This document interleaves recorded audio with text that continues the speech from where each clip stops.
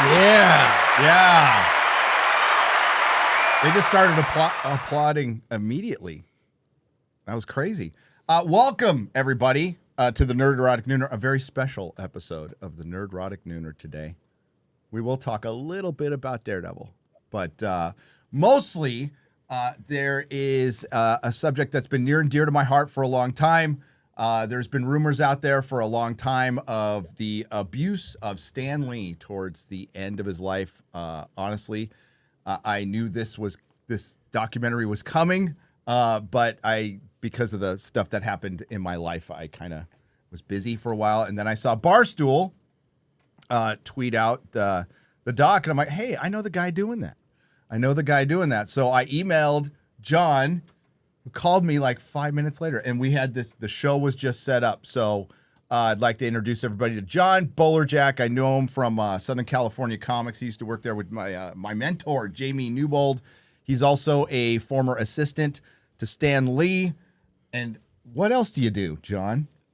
Well, right now, for the last 5 years, I've just been selling comic books like a regular schlub.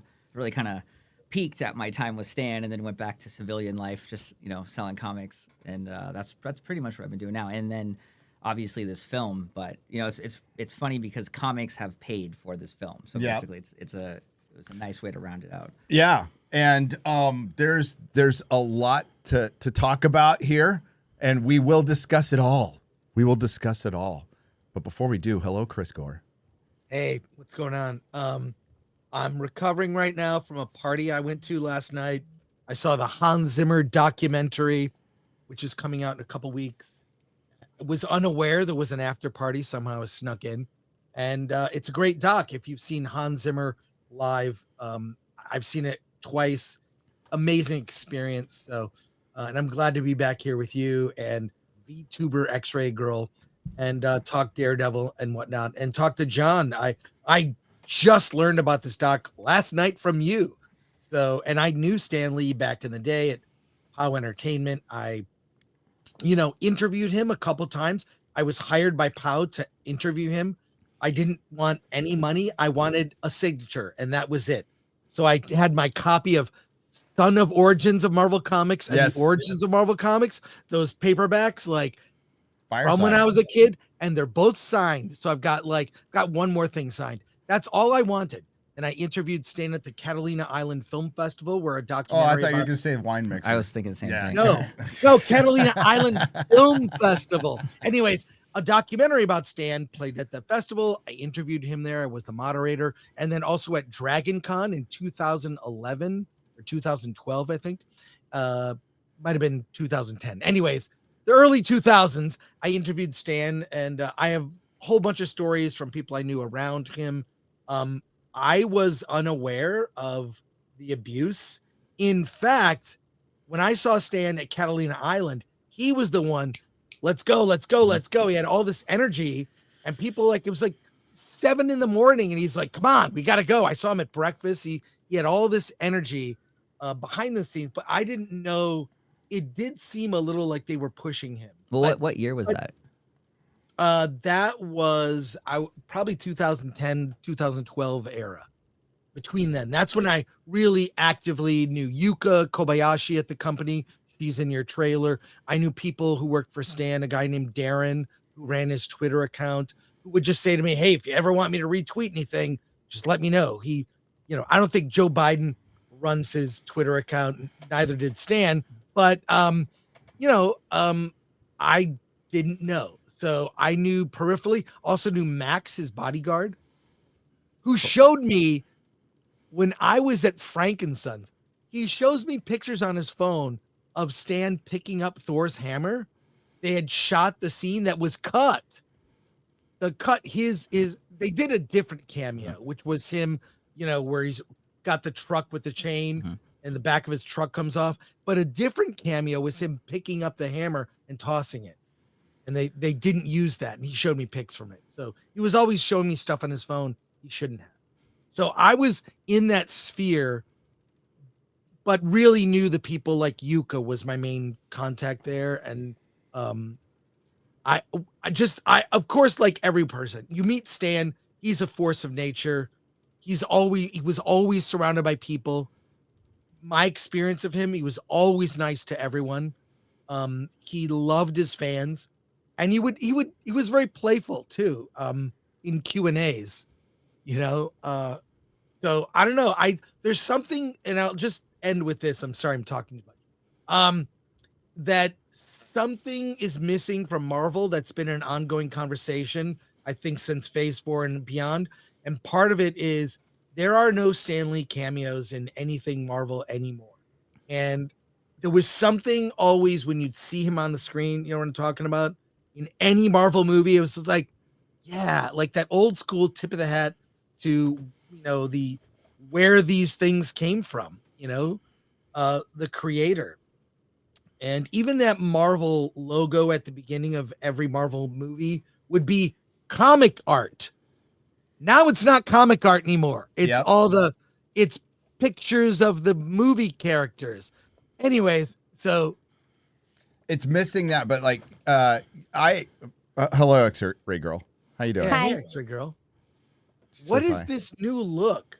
I mean, last I saw you, you're having What? pillow fights and pajama parties. Now you're a VTuber. Oh, What I is got going on? sick on my travels, so I'm just hiding the ugliness of that from you guys. So giving you guys something good to Nobody look here at. thinks you're ugly. What are you talking about? Oh, you guys are so nice. Thank you. Yeah. So I had heard like later on, I had definitely heard rumors, like just from other shop owners and stuff. Right. Nothing like, but they're rumors. You know, we hear all kinds of rumors. The comic industry is a foul place. This might not surprise anybody. It's supposed to be fun and games. You know, these are fun stories and fun collectibles, but like in the collectible side, it's nasty as hell. And the and behind the scenes with the artists and stuff, there's a lot of good guys out there. I've met some great people, but I met some really nasty people too, and it makes you like want to hate it. I'm surprised I still like it, to be honest with you. I'm surprised I still like it, but I think we could start out by showing the trailer. We'll show the trailer. Can you do that? I X-Ray have girl? not seen it. I Yeah. can't wait to see it. If you do you have a oh, you got it. You're ready to go. She's a pro, ladies and gents. There you go. My name is Jon Bolerjack, and for the last 4 years of Stanley's life, I was his assistant, his confidant, but most importantly, his friend. I traveled the world with him, witnessing firsthand the incredible highs of his legendary career, but also the heartbreaking lows. Stan spent his final years enduring mistreatment, manipulation, and betrayal at the hands of a few very bad actors. Is there any way to get us out of that San Francisco thing? Or do you feel we gotta do it? Gotta do it. At the time, I didn't have the power to stop it, but I did have a camera and I filmed everything. Whoa, watch out! Sorry. Now I'm asking for your help to finish the film and finally get justice for Stan. This documentary includes firsthand accounts from key witnesses, including comic book legends like Rob Liefeld and Roy Thomas, as well as many others who saw the chaos and unethical acts. This isn't speculation, it's all on camera. Undeniable, This is old Stan Lee coming at you. No, you're not old. irrefutable, I thought I was finished, but apparently I'm not. no ambiguity. With your help, we can finish the film, expose the truth, and give Stan the justice he deserves. Wow. There it is.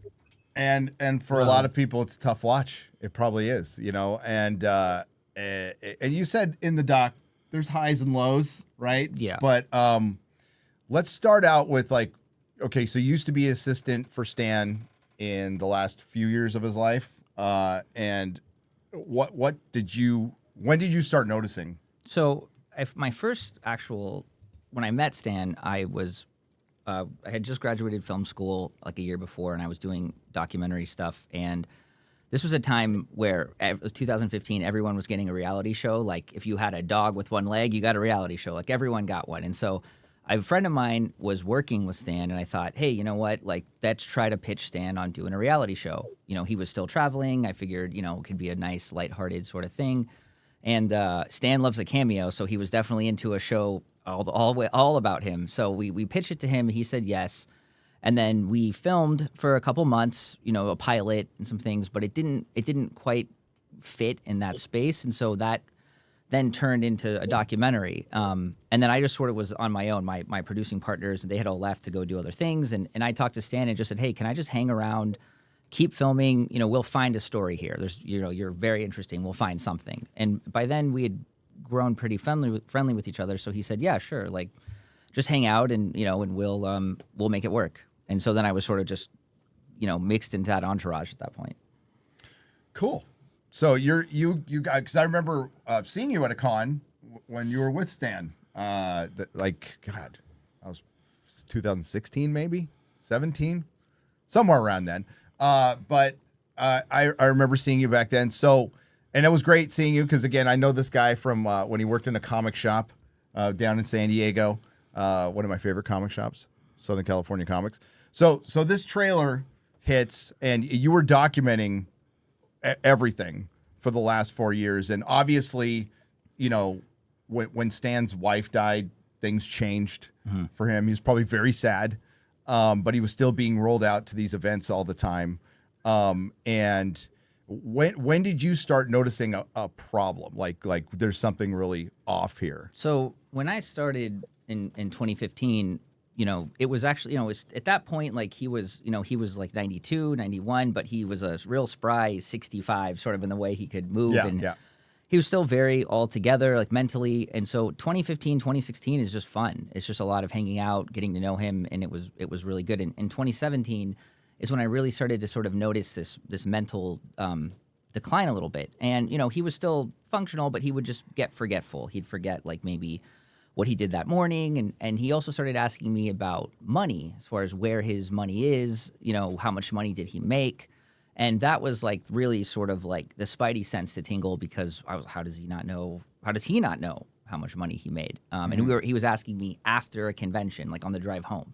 So like he should have that information already. So that was really like sort of when I started noticing something was going wrong. And then his wife died, and that pretty much like Stan lived for his wife. So once his wife was gone, he became really even more so malleable, and he really just kind of started to decline at that point. I think he just kind of lost the love of his life. He kind of, you know, he lost sort of his will. And that's when, you know, it really got ratcheted up to 11.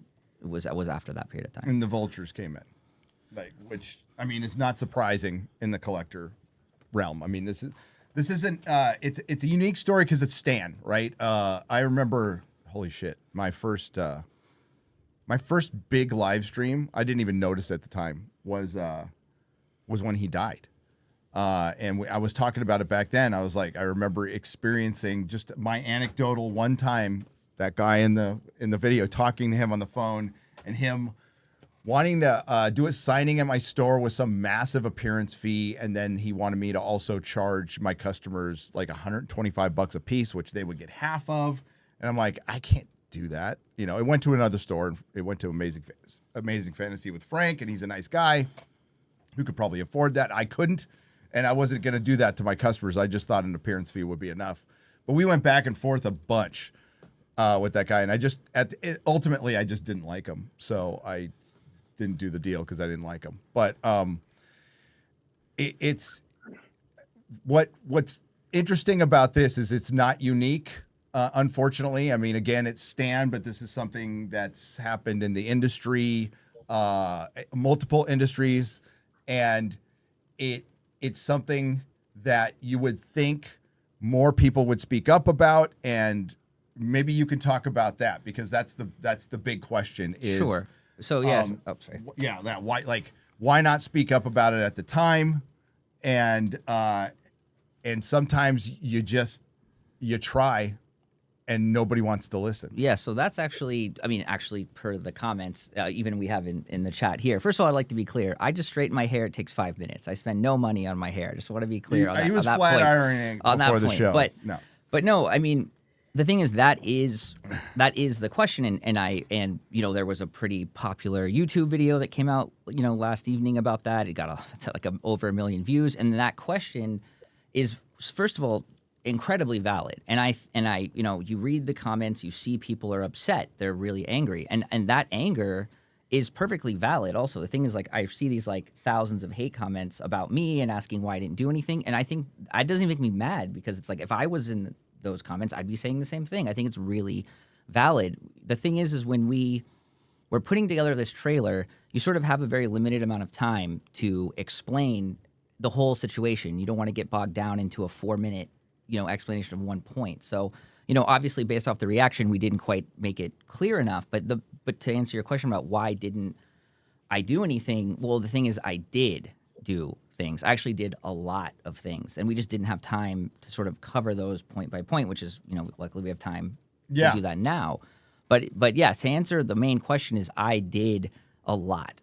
And so, yeah, if you got 4 minutes, I can give you sort of the timeline of it. So, when I was with Stan in 2015 and 2016, everything was fine. There wasn't really a problem. He was still pretty mobile. I mean, sure, maybe he stayed late at a con a couple times, but nothing red flag wise. And like I said, in 2017 is really when stuff started to kick off. And so as Stan was clearly becoming sort of old, I mean, that he just suddenly was, he was actually his age. He was getting there.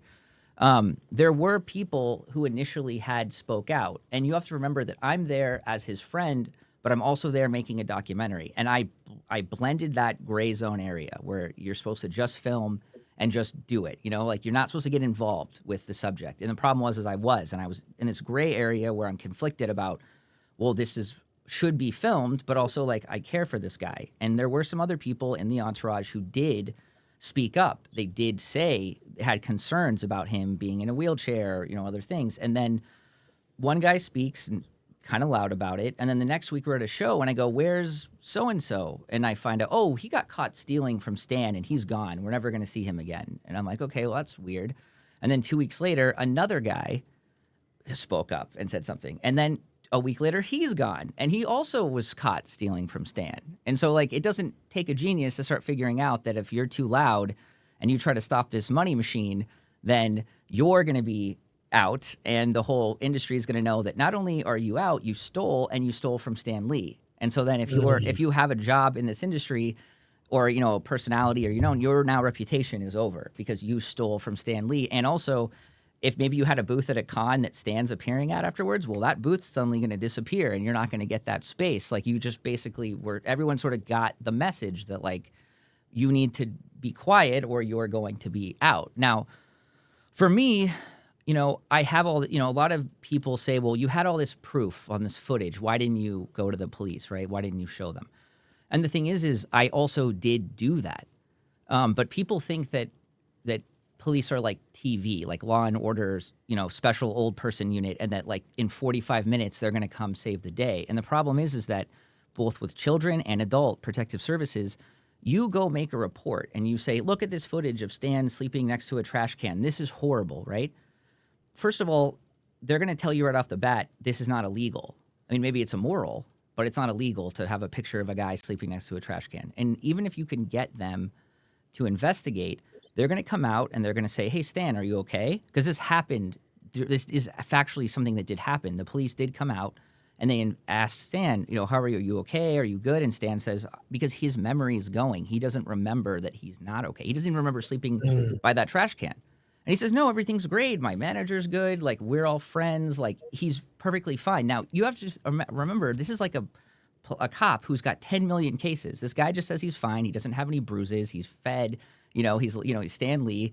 It's over, right? So for me, I'm like, I want to be able to do something, but I need to find the right way to really do it, right? To really take this footage and gather more evidence, right? So that it's more irrefutable. It gets more people interested. So this is like 2017, mid 2017, his wife dies. So then everything sort of at that point sort of just pauses while we, because I think it's over at that point. His wife died, and then suddenly we're back on the convention circuit even more. Like, instead of doing 2 shows, we're doing 4 shows. So then at that point, I'm like, okay, like, again, like, how am I going to get this effectively out there. Now, you also at the same time, I'm with Stan, and he's signing these like incredibly huge signing sessions. And then sometimes I would be left alone with him, and they would just be like, make sure he signs these like 1,000 books, right? And as soon as the door shuts and they're gone, I'm like, Stan, take a nap, because he's tired. So he lays and takes a nap. So the thing is, now I've at least managed to stop this. I don't know if we can curse here, but you know, can. I managed to temporarily stop this shit show for an hour so that he can lay down and sleep. And then when they come back and go, why aren't these books signed? I'm like, well, he said he wanted to sleep, and what are they going to do? They're not going to argue with that, right? And that's not, I'm by no means saying like, oh, that's so incredible that you could do that for him. But that's literally like, I'm the only person at least trying to do that. And part of me is definitely scared. If I shoot the shot and I miss, then I'm gone. And no one is doing that for him, because I was already there and I knew no one was doing that for him. So I felt like this really hard conflict to be like, you know, I got to do something. Plus, I had already seen it was ineffective when the police were involved. So then you were telling just an anecdotal story. Yeah. Stan was sleeping next to a trash can. Yeah, no. So that was a separate thing. That was like usually he'd be sleeping on a chair or something. The trash can was LA Comic-Con actually. Okay. 2017, and that was a whole another animal. He wanted a break, but the break room, like on the convention, which is not that far, the break room was on the other side of the convention center. But that's far for Stan, right? Yes. And that's time. But if you put Stan in the chair, like he'll sleep, but not like deep sleep. Yeah. So like then an hour later, 45 minutes later, he'll get up. But if he's on that couch, he's out. So they specifically had it there because it was easier to get him out and right back to signing. And I remember filming that. That is the most nervous part I have ever been filming, because if you've been to a convention, you see that there are curtains that are like, you know, they're see-through, right? Like and he was around these curtains, right? And I'm like, I see what's happening. I'm like, this is evidence. Like, you know, this is the thing. I got to film it. But I don't know. Like, is someone on the other side of this curtain? Is they going to see me? But I knew I had to get it. So like, I got it, and then I had to stop. But yeah, that was a really like, that was one of those like kind of top like, oh my God moments. And so that was, you know, 2017, and then later in 2018, I did actually take, because people ask, well, why didn't you take this footage and just put it on the internet? Like, well, first of all, I'm not famous. I put it on the internet, 8 people will see it. It's not really going to necessarily do anything. But I ended up, out of desperation, I did do that. I spent 2 weeks. I edited a whole like 8-minute video showing a bunch of stuff happening to him. I chronicled like a whole day of how stressful it was for him. I put it on the internet. And this was 2018, while he's still alive. And I asked people to share it, like on YouTube and like links. It got no traction. It was up for 2 months. It had 2,000 views. No podcast would take it. People I asked to talk about it were like, I don't know, this is not my brand. Like, you know, like I don't want to get sued if I say the wrong thing. Like, and just, it literally just sat on, anyone could have accessed it. Like, it was completely there, completely ignored. And so after like 2 months, I'm like, okay, like the police don't do anything. I can't get any traction on this. And so that was 2018, the beginning of 2018. And then I get real desperate at that point. And so I'm like, okay, none of this is going to work. I'm going to take this to the Los Angeles Times, and I'm going to give them the hard drive, right? So I call the LA Times. Just give it to them. Yeah, just give it to them. I don't care at this point. I'm like, I just need it out there.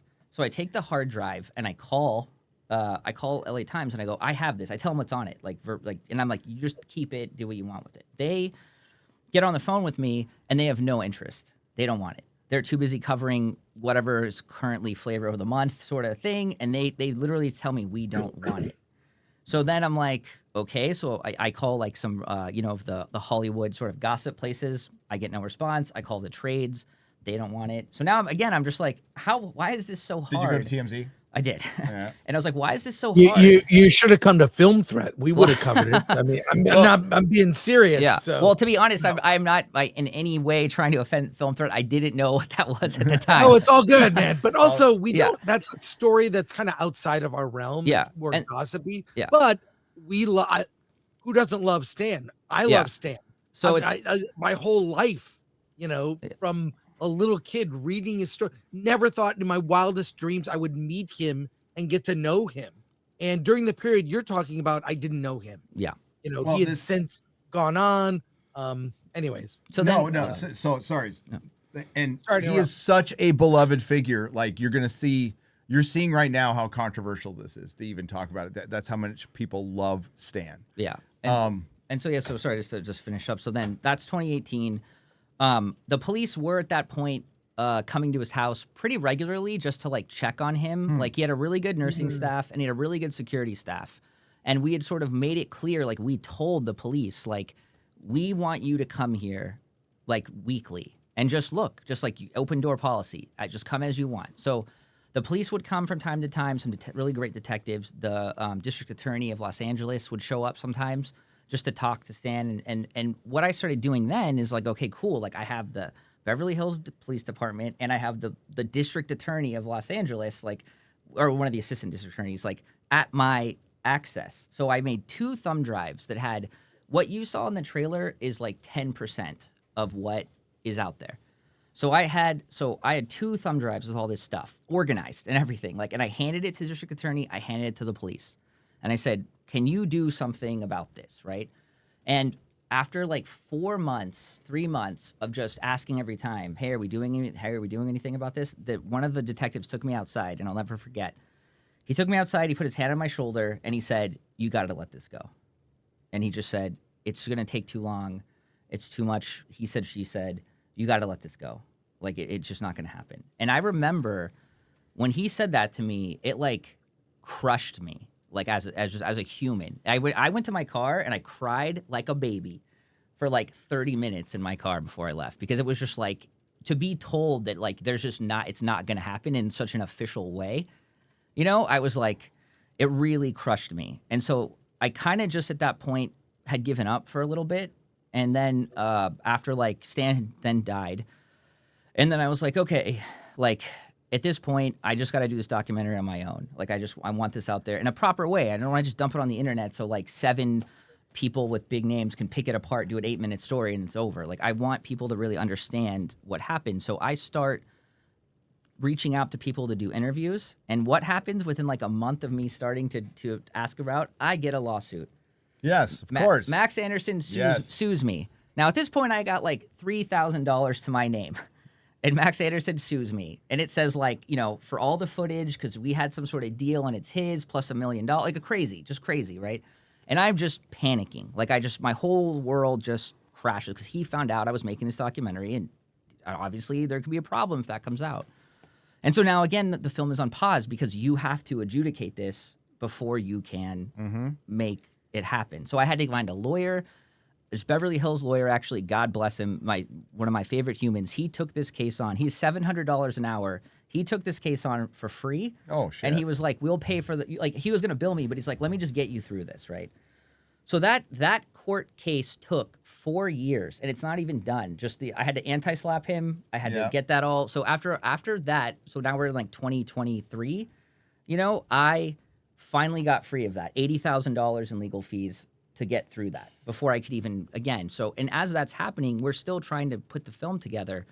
So right before COVID, we got a deal with a news service who was going to run it. Great. Perfect. They're going to pay for it. Amazing. What happens? COVID. Yeah. So they bail because they can just cover COVID for free for 2 years. Why would they buy anything? Yeah. Then is it American? They probably got PPP loans too. Yes. And then 2023 happens. We sell it again to a major streaming service that all of you definitely have, or most of you definitely have.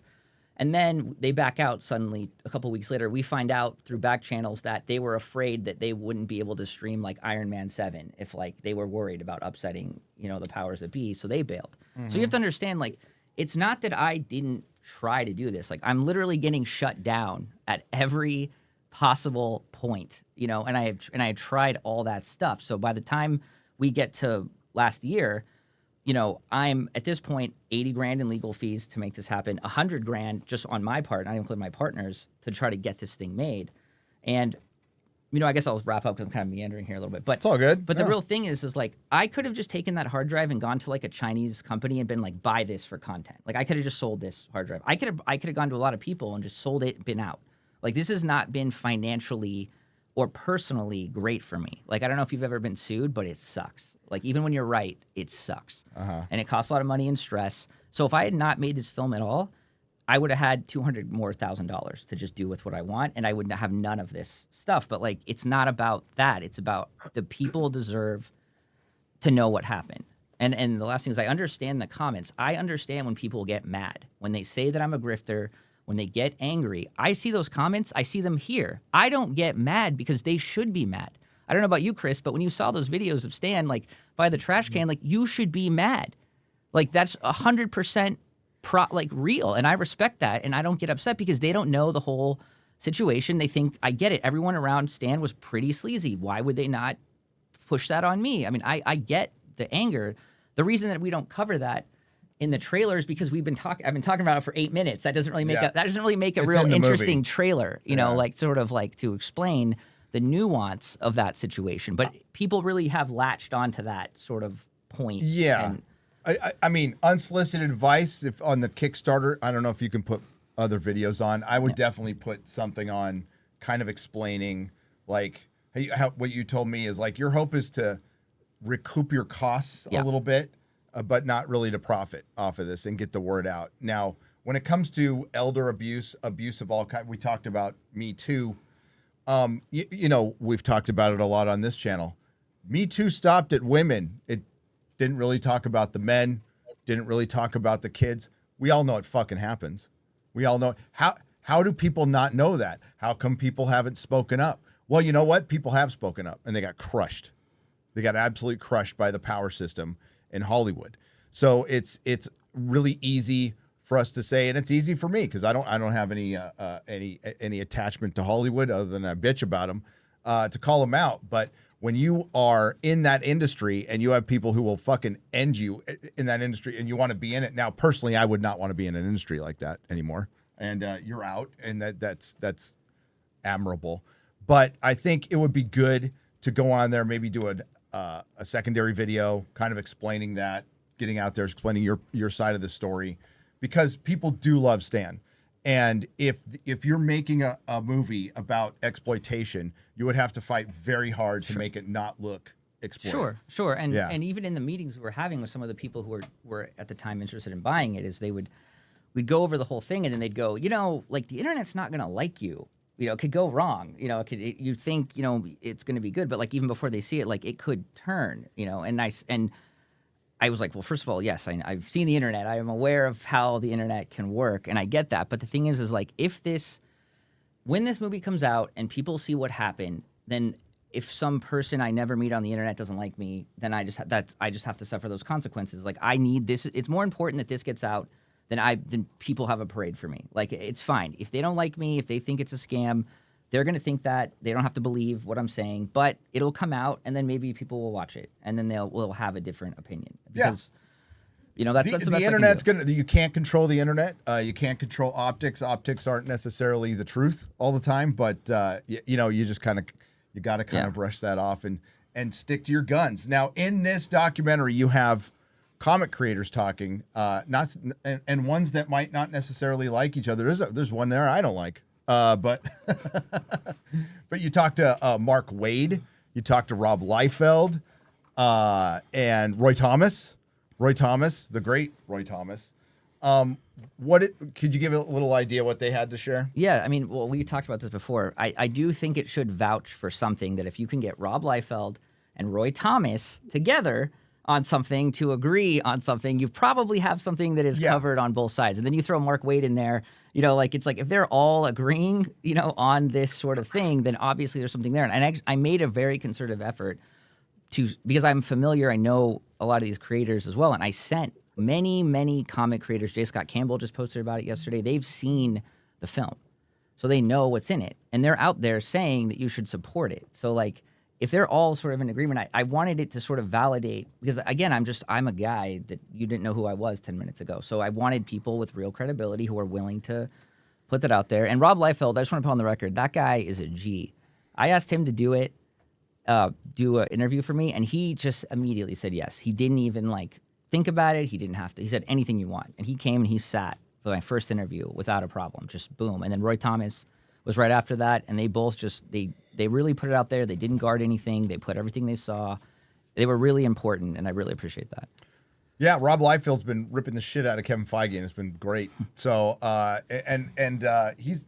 he's at a point where even with Hollywood, he doesn't give a shit anymore, and that is refreshing. Somebody even asked him, Chris, on Twitter. It's like, how does it feel to not give a shit anymore? He's all, feels great. Feels great, and that's good. That's good.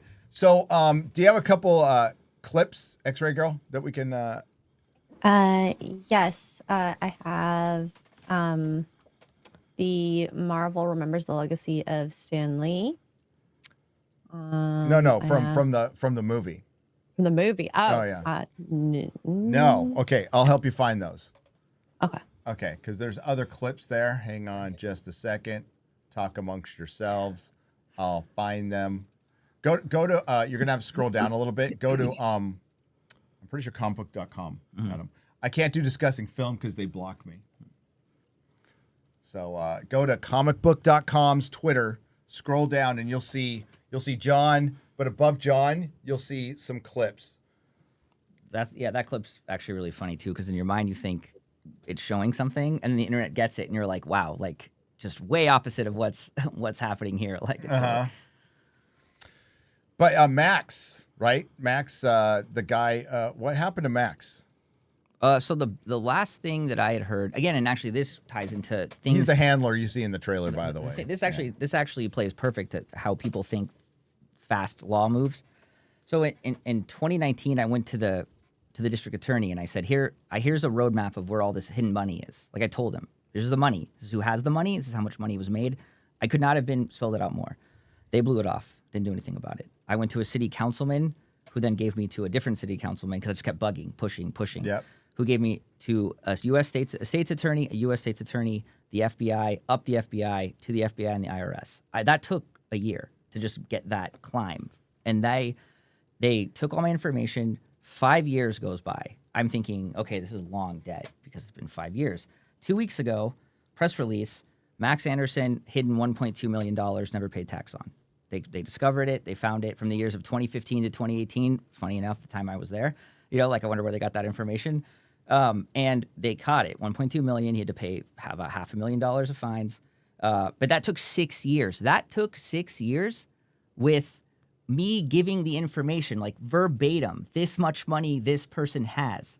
And they did find it eventually, but it took 6 years. So in the time that I was with Stan, what did they think was going to happen in that? And do you think some of that money should have gone to Stan? Do you think, this is just hypothetical. We're just speculating here. We're not saying anything factual. Well, actually, I can actually tell you. We can tell you our opinion, though. I can actually have the luxury of being able to tell you factually because at the end of Stan's life, he let me get with his accountant and his lawyer, and we went through the books. So we saw the deposits. So like New York Comic Con, for instance, right? $100,000, let's say, approximately, which is a lot of money. It's great. Yep. Meanwhile, that New York Comic Con, 4 guys counted $800,000 in cash in the hotel room after the show on Sunday. So there was $800,000 of cash, $100,000 in that bank account. And we went through show by show by show by show and looked, and none of the numbers matched. So like, I can definitively say there is missing money. I can't say who has that money, where the money went, but I can tell you that my estimate before was $8 million, and that was during my period. I would be surprised if there wasn't missing money. I mean, just what goes right. Oh God, the amount of people. I probably shouldn't even say this. The amount of cash, at least up until probably recently, that people used to walk around with at Comic Cons. Remember Chuck Rosansky? Remember Morgan Spurlock, Chris's Moreland Spurlock's Comic Con documentary, and he's got Chuck, the guy from Mile High Comics, walking around with like 2 bodyguards, right, with like fucking cash and briefcases just floating around. And then there's a story in the trades where Chris Evans talks about coming home with garbage bags filled with cash. Yeah.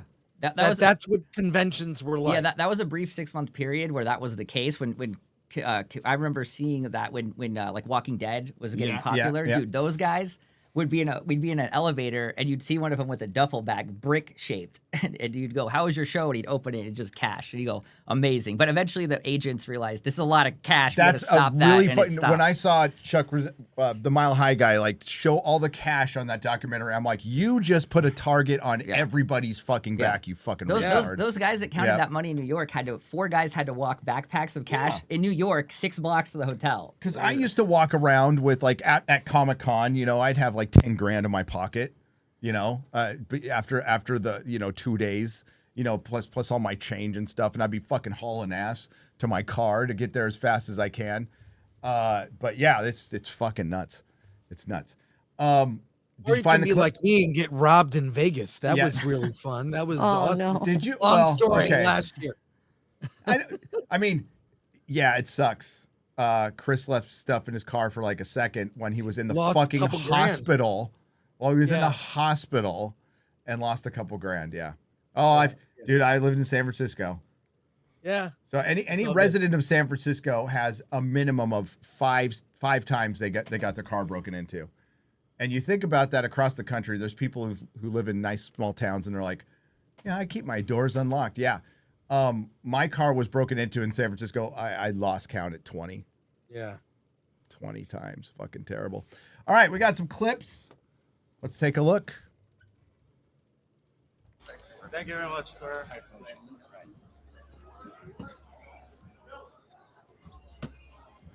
Now, are you ready to give a riveting speech? You're gonna change lives. I thought I was finished with that. What do I have to do now? You're never over. You what? I said I thought I was finished, but apparently I'm not. No. Once we're done, we'll get out of here. Now what do I do here? Same thing. Talk about you. We'll make some new questions. But I don't have the. Yes, you will. Yes. What's that little key he's messing with? It's the key that turns it on and off. Okay, his little car. Okay. Penny, like 5 pennies. Now, since Chris has been unfortunately made to stay quiet, so I actually would love to sort of get his thought on that when you see that. Yeah, I remember I knew Max, and I was told by him, given a whole speech about how to talk to Stan, his hearing was bad. Yeah. So when you addressed the audience, you would say a question. When you talk to Stan, you have to turn the other way and speak into his ear loudly, or he wouldn't hear it. If it was like in the hall, there was I'd have to repeat any questions from the audience. There was a process with that. And Max, read me the riot act. And then I found him to be very pleasant to me, but I didn't get the glimpse of him that you did. So I went to the campaign on Kickstarter. Mm-hmm. It's only been a day. Mm-hmm. So I can buy the movie or not. It looks like there's comic books, but not the movie. Yeah, so the movie, we were going to offer some sort of physical release of the movie, but the problem is that then when, we try to future-proof it, so we get all the money, cool, great, right? But now we have to distribute out physical copies, but then what if, like, say, Netflix comes and says, hey, we want to put this everywhere, but we've now promised physical copies to a thing, so they might not be able to do that because we have physical copies out. So you can carve out an exception. Sure. I would say this. Well, we had just talked to our lawyers and stuff, and and some business managers, and they had just said that it could make it more confusing. And again, like my goal is just eyeballs. Like if this thing ends up on YouTube, I don't care. Like I just want eyeballs on it. So I think right now we were just focused on. Well, definitely in the future, talk to this man because he made a documentary. I know all about Kickstarter and all the distributors, and I'll just say, there's look. And by the way, I'm an expert only because I've failed. Every movie I've made, or every project I've done, there was a failed campaign that I learned from, and there's the one that succeeded that came after. Well, I'm gonna get your information. So I'll say this, and you can go to a thing called KickTrack that will tell you. I'll bring it up. Sure. You should get 1/3 of what you're looking for on day one. Sure. I read that too. You should have 1/3, and you're going for 300K. Yeah. I think it's a little steep. Sure. I think what you might want to do is break it up. My friend John Schnepp, he made a movie on the death of Superman. What happened? He did 3 campaigns. Another friend of mine did a campaign for a Ren and Stimpy documentary. He also did 3 campaigns. I think the amount is probably too much for a first time ask. Secondly, look,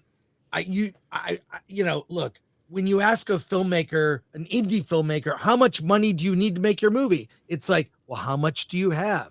You kind of got to scale it for what people are willing to give. Sure. I just want to see the movie. Sure. I actually don't really need a comic book. So I think you might want to look at your rewards, Sure. the amount you're asking for, and you may want to, if you're not at 50% funded halfway through the campaign, shut it down. Totally. And retool and relaunch.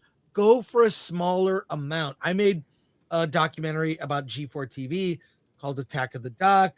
I didn't have very many people accusing me of like grifting or trying to make money off that. But I, initially I went for a lot of money. And then I was like, well, that's not reasonable. I went for a smaller amount, 50 grand, ended up at 85. I made the movie for the money I had. Sure.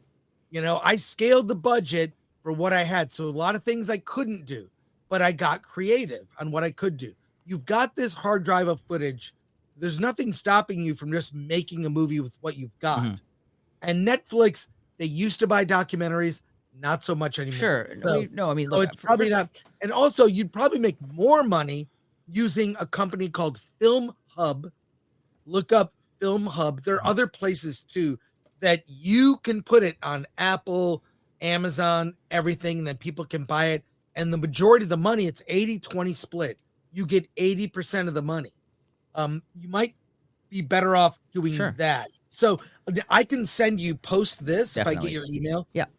I can send you a document. My friend who did the Ren and Stimpy doc, he wrote, it's a 14-page thing on how to succeed on Kickstarter. And I'm looking at your campaign. And I got a bad feeling you might not make it. I mean, he's got notes. Yeah, I know. I got notes for you. And you know what? I'll take them. Why do you think Take 'em from Moist this man. Critical? I Moist Critical. Anyways. Well, first of all, Moist Critical, by the way, just like for the record, I'm the Temu version of Moist Critical, by the way. I noticed that. There you go. Yeah, the long hair. Yeah. But look, I think his perception from his point of view is probably he's accurate in some way in terms of his assessment from what he sees. Definitely. And yeah, I think there may be, I mean, it's, people could say you're making this doc about people exploiting Stan, while it kind of looks like you might be exploiting Stan. Totally. After the fact. No, I see. So you can see that. So maybe a smaller amount and maybe attach a charity element to elder abuse. So some of the money. That's a good idea. We actually do have that. We haven't think made an there's- announcement, but we have that. We're auctioning off this big piece of art. And I feel like I would see where the campaign is in 2 weeks. If you're not halfway, stop it, retool, go for a smaller amount, attach a charity so that it doesn't look like you're, and by the way, making documentaries, 300 grand for a doc, that's like base. If you do it the right way, which is lawyers and vetting and licensing clips, I found a workaround with my doc, and I made it for way less because I didn't do all that stuff. I didn't even get insurance because I wasn't required by my distributor. So there's all these costs that people say you have to do. You can tell them to go fuck themselves. Hollywood does that all the time. I mean, I had a friend who did video games based on movies for Disney, and he told me that these contracts the studios sign aren't worth the paper they're printed on. They routinely ignore contracts. You always hear about actors having to sue studios to get their earnings and their money. It's so don't listen to the people that say you have to do something. F them. Go rogue in some sense. Yeah. The point is, people want to see the movie. I want to give you money to see the movie. Whether I see it, you do a one-time, here's a code, you can watch it once. I don't care. But no, definitely. I think you're selling one thing and then your reward is something different. Yeah, I think you're making a lot of good points. To your point about the Moist Critical thing. First of all, I want to be clear. Like, I was a fan of his. I don't have any ill will to him. And I think that, again, like I said before, is I understand their anger, his take on it. When I saw it, I was like, wow. Like, I wish I had shown this to him before. I could have tailored a few things to come off better, because in my head, I'm sort of thinking one way and I'm seeing, I see their reactions. And again, like I said, it makes sense that they're upset. That's partly what I'm trying to explain here, that when they question, why didn't you do something? Yeah, I did. And then they talk about the money. To your point, $300,000 is like, when you say based, it's like that is like a bare minimum thing. It's not a cheap, an editor costs $4,000 a week. Assistant is $2,000. But $300,000 is if you do everything by the book. Yeah. And you pay everybody. Yeah. And that's not the real world of indie film. You roll the dice. There's sweat equity. Look, while I did make money on Attack of the Doc, nowhere near the amount of time I spent on it, including the team, my editor, one of my producers. Like it was a 3-person team that worked on that for 2 years. Luckily the pandemic so we had time, but you're describing actually the same. So we have like right now a 3-person team, and look, it sounds like me and you could have a competition of who makes the least amount of money on their doc, because for this, exactly. For this, people think I'm going to pull up to the premiere in like a Lamborghini or something. But if I just break even and end up after this entire time just where I started, I will consider that a success. Like this $300K is not. And again, I understand what you're saying with the over ask, but I'm saying $300K is not. I'm trying to lower your expectations. Yeah. Now I went on Kick Track, it's the way you're going. You're trending towards making your goal in 29 days. I don't know. It's cutting it close though, and there's always the lull. By the way, I'm getting really in the weeds with inside baseball with this stuff. But Kick Track, it's KICKTRAQ. I put the link in there. Great. I can share this right now. I put your campaign into Kick Track, and you're trending towards making it. You're at 12%, but you should really get a third on day one. Yeah. Because it's going to be a slog the next few weeks. 100%. Again, if you're not to half by day 14, I would consider shutting it down. But you still have the old campaign. Post a notice to everyone. I would care more about the number of people who pledge than the actual money raised. I would try to get 1,000 people to support the campaign. Currently, you have 182. Yeah. So that's okay, but use this tool. This is for also. I'm kind of doing a little. So other people in the audience, you're doing a comic book, you're doing a project. Use this thing called Kick Track. It'll help, including your campaign. But I think you might be biting off more than you can chew for your first fundraising round, right? Definitely. And I see what and so you look at like when you need the money. Do you need it now? Maybe not. Maybe you just have some bills, whatever. But there's and you do have a perception problem that you're going to have to fight. Yeah. Because the theme of the movie, people could easily make you a target. Sure. I'm being real. I know this is live, and audience or people in the chat, please, your patience for my my being a blowhard right now, talking too much. But I really, one, I want to see the doc, and two, I want to see stuff like this not happen. We just saw this is an issue. We have a lot of America getting old. We just saw what happened to Gene Hackman. I wish someone checked on him, so I would focus your campaign more on the theme and the cause than Stan is one example of what is a huge problem. And, it's a huge problem in America of elder abuse. Yeah. What you would also find interesting, because you did it the indie route too, is that there were, when I was initially pitching this before, this would have been like 2019, shortly after everything had happened, we were having meetings, and like, if you think of a streamer that we had a meeting with them. And what was crazy is I'm not going to give locations or place or, companies, but a major company told us that comic book people were too stupid to watch documentaries, so they didn't buy it. And that, that's literally what they said. Comic book people are too stupid to watch documentaries. No one will care. And and we got really weird pushback on a lot of ways from and I think there was, Gary was saying, sort of a fear of you are talking to idiots. Yeah. Trust me, I'm aware. Anyone who's done an indie project, creative, it's a wild pursuit. It's really impractical. It is crazy to do a movie or a comic or whatever. Fucking do it. The people that say that, go F them, F themselves. Well, that's what happened. That's why then I just said, okay, So- I'll pay for this myself, and then I've just spent the last years. But selling I think the comics. big takeaway here, and like you definitely should, if Chris has the time to talk to him afterwards, is I would make it, if it were me, it's easy for me to say this because it's not my money, but I would really I would try to make this nonprofit in some way. I would be as transparent as possible. It's like, here's our costs, we recoup them. Anything that goes above that, we can donate to elderly abuse, some charity that you were talking about, and make that part of the film. That has to be that. I think because Stan's gone. So what's happened to Stan is tragic, but he's gone, and he's not here to worry about it anymore. But what this could be is a great message of like, I take care of my mom, right? I pay her rent. I want to make sure she's comfortable. I'm not in the same state. I wish I was, but she didn't want to come to Texas. That's fine. Long story short. So I think it would be really important.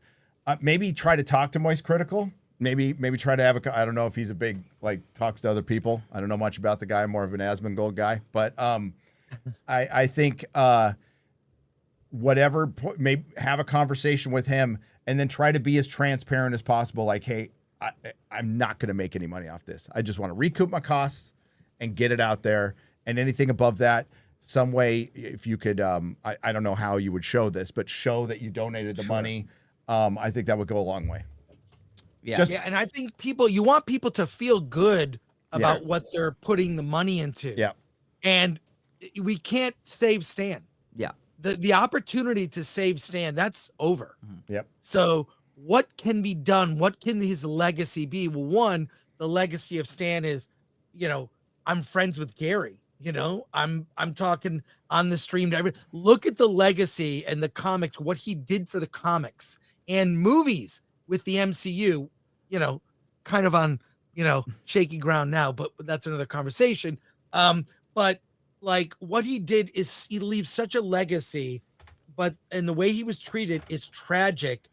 I didn't know it. I was unaware. I'm on the outside kind of knowing some people here. And even the period you knew him, I didn't know you because I wasn't really involved at that time, but I'd heard things.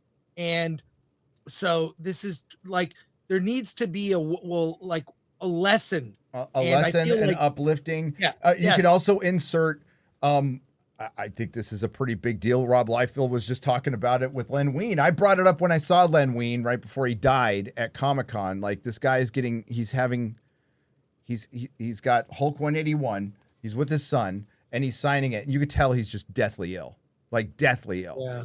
So I was kind of crushed watching him. It was great that my son got to meet him. So I talked to his son, who broke down in tears talking about, like, my dad doesn't have long to live and Fox hasn't done anything. So how these creators who have created these characters or co-created these characters that have made billions of dollars, listen, I'm there too. You got to know your contract. You got to sign your contract. But a lot of these companies don't honor the residuals. They don't take care of these people. And like, what would hurt you from like, hey, I'm going to take care of Len Wein, a co-creator of Wolverine. Like we're gonna take care of him. And the company's risk aversion will say, well, we can't do that because then we have to do it with everybody. No, you don't. I mean, that's bullshit, by the way. So how some of these creators are treated, I mean, that's why there's the Heroes Initiative. I'm sure you've heard of it. It's an organization that's been around for a long time, a nonprofit that takes care of hospice. And, I did one for Ed Hannigan back in the day before he passed away. Wow. So like, yeah, these comic creators are dying destitute and broke. Now, there's personal responsibility, and then there's like maybe a company could, like, I don't know, hook them up with a hospice.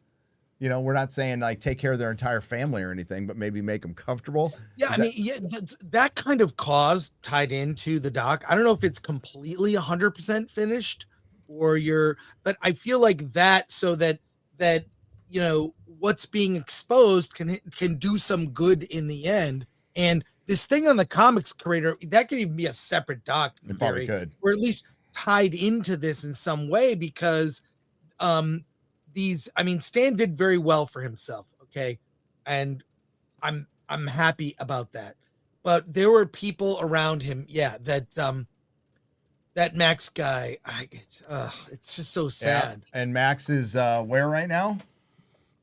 He's in Los Angeles. I mean, I don't know. He's licking his wounds probably based off the last couple weeks, but yeah. All right. Well, I'm glad the lawsuit's over. Is it pretty much done at this point? I had one in anti-slap. There's like one hanging Chad, if you will. That's like about an 8-minute trial, so I don't really consider that a problem. To sort of get that over with. So with docs, the like even a doc, if you want to get it out there and do it on your own and distribute it on your own, you have to get there's legal fees involved. You have to pay people to actually make it. You have to pay editors if you're not editing yourself. I mean, you could try that.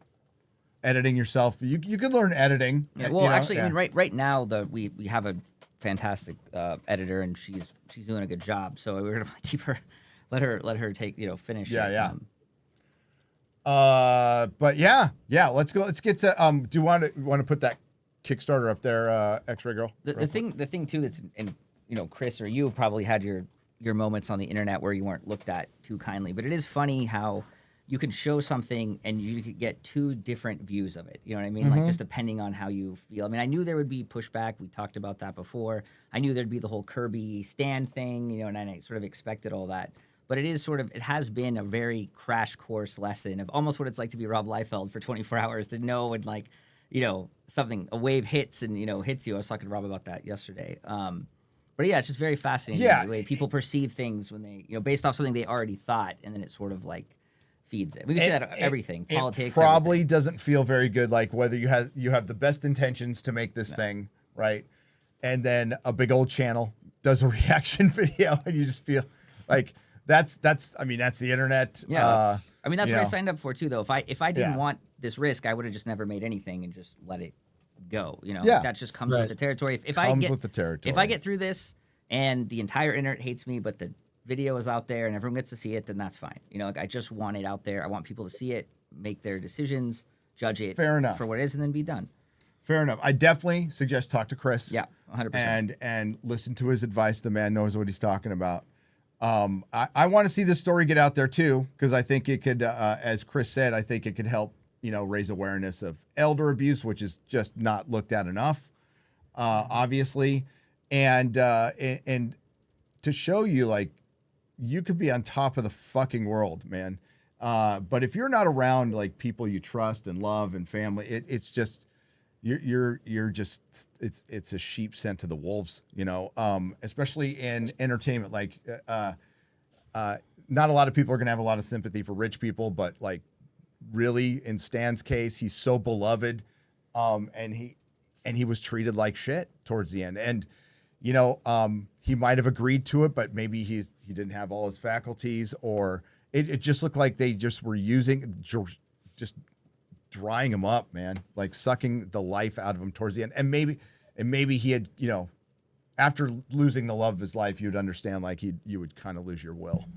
But because when I saw Stan in 2000, I saw him at Frankensons, Chris, and I saw him at I saw him there many times. Yeah, I saw him at Kamikaze Con, the Stan Lee Comic Con.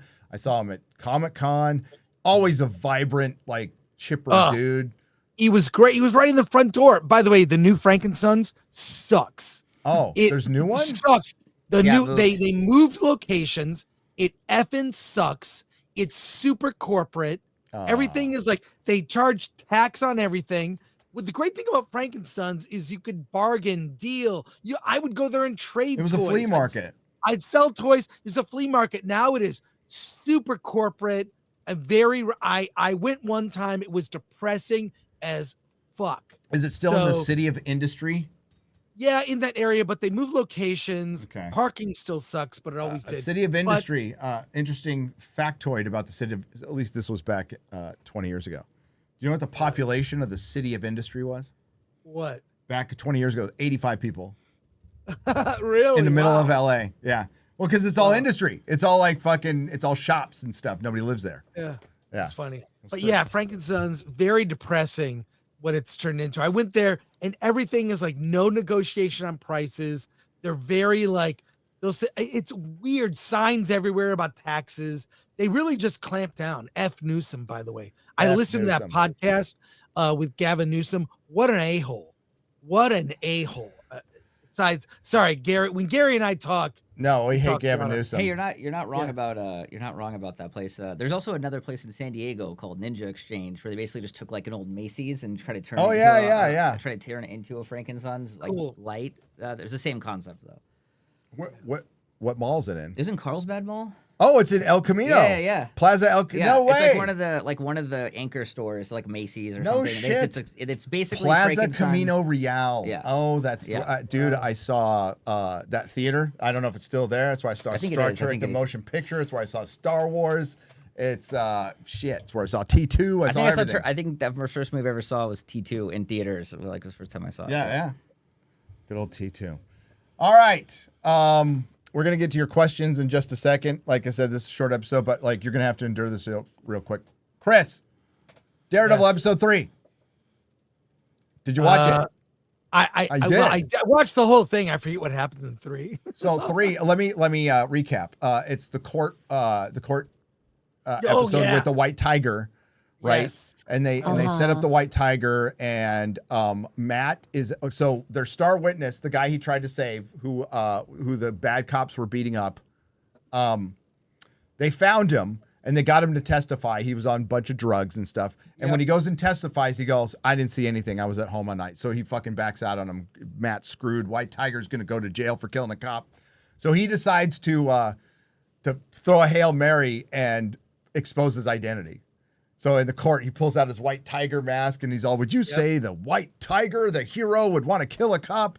And then they, Matt gets yelled at because he actually tried to keep that out of evidence before.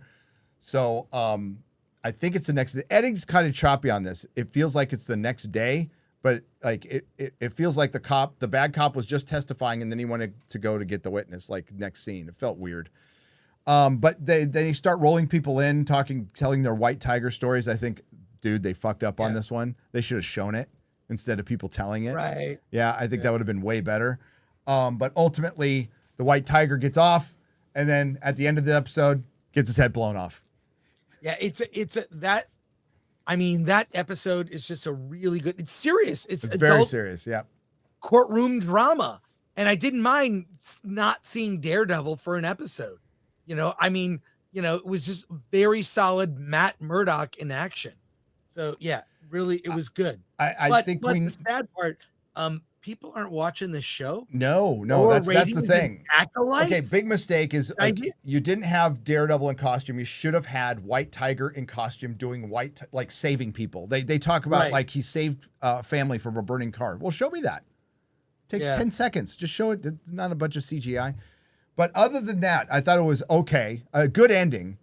So it's either a bad cop who killed him because, the person who shot him in the head has a Punisher skull on. So it's either a bad cop or it's Muse. It's one of the two. I'm not sure because Muse is the serial killing mural bad guy. Pretty good bad guy from the Charles Soule run. I think a lot more people are starting to read the Charles Soule run. It's actually pretty good. It was like kind of the last great run of Daredevil in my opinion. It's been a minute. But yeah, nobody's watching it. 7.5 million people watched the first 2 episodes over 5 days. That is 4 million less than The Acolyte over the same amount of time, which got canceled. And it's sad because look, is it as good as the Netflix series? No. But it's very good for Disney Plus Marvel. I've argued it's the best Disney Plus Marvel, low bar, but this is where they put out something good and people aren't showing up. That's fatigue. Yeah, it is. It is. It's sad. Well, I mean, there's fatigue all across. You were talking about the and I've noticed this because I've been buying low. The collector's market for back issues is kind of eating shit. Really? Yeah. It's really a buyer's market right now. It is a buyer's market. During COVID, you wanted an AF-15, say it would have cost you $10,000. Right now, you're going to get it for $6,000. Yeah. Like, it's crazy. Yeah, back issues were absolutely selling like crazy over COVID, and even up until like a year ago, they were doing really well. I was talking to Jamie. He's like, "Man, we just had the best con. We're doing great," and now it's like, holy shit! I found a good Avengers #1 for $2,000. Wow. Like, I mean, a very good. Sorry, like it's a good copy. It should be worth more than $2,000, but I got it. It's like, you know, that's a key. You got to get it. But yeah, I think the conversation. We could start the conversation. We'll find out when the Fantastic Four comes out. Like Az and I were and Mahler were talking about it yesterday. Like July is a very important month for the superhero film, for old legacy Hollywood studios and Hollywood overall. As theaters. July is make or break, because this Survive Until 25 has been bullshit. This is a down box office. It's about to go down even more. Yeah. Because Poland, David Poland, yeah, he pointed out like a bunch of the movies that came out last year during March, and it was like all movies that like did really fucking well. Like Dune Part 2. And then there was Kong versus Godzilla. I think Despicable Me 4, one of those, not Despicable Me 4, but one of those dumb animated movies that did well. Like it was a banger month, and like this, we got Snow White. Yeah. Which, by the way, I have a friend who works in theatrical distribution. He says it may do well. It may end up doing well.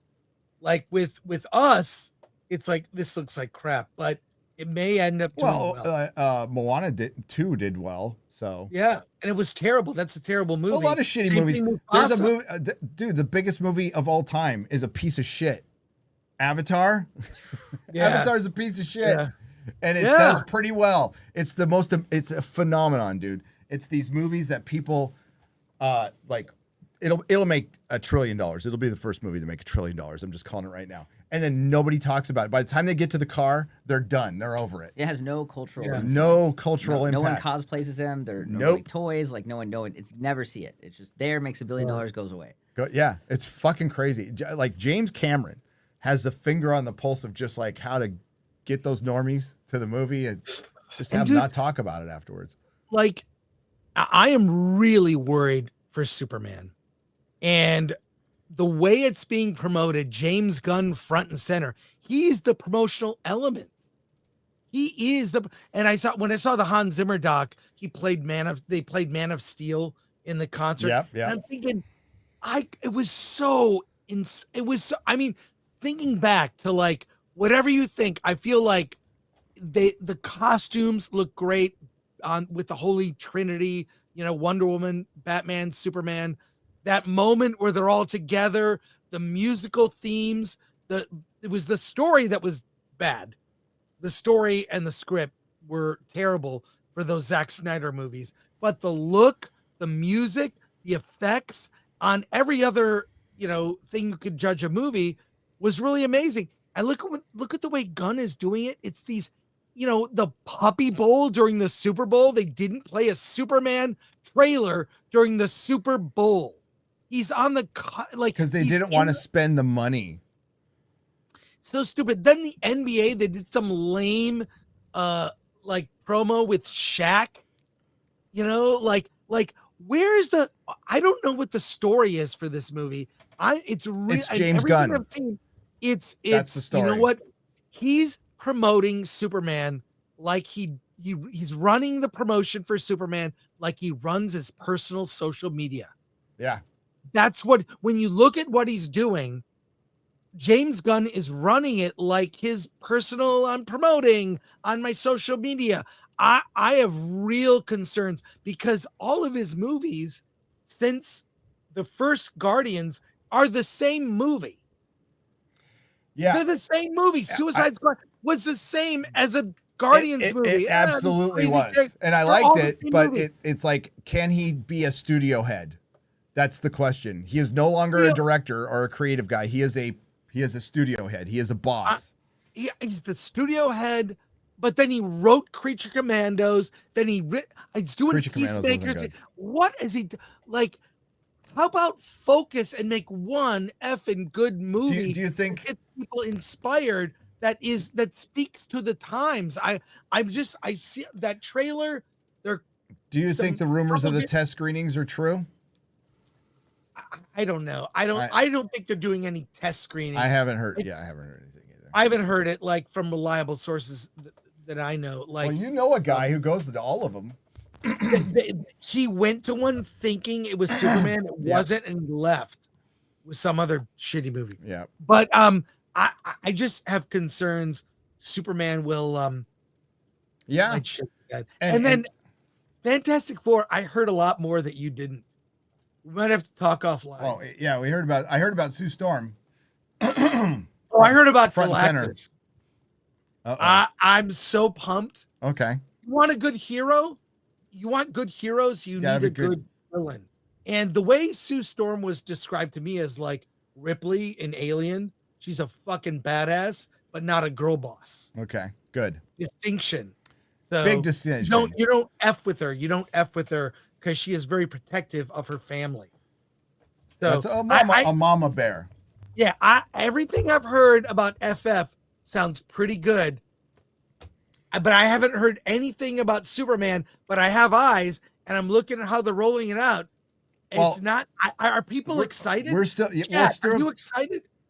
Right now, I would say like people are not like excited about either of them. I'd say they're looking forward to it, maybe. But when we get closer, we'll find out.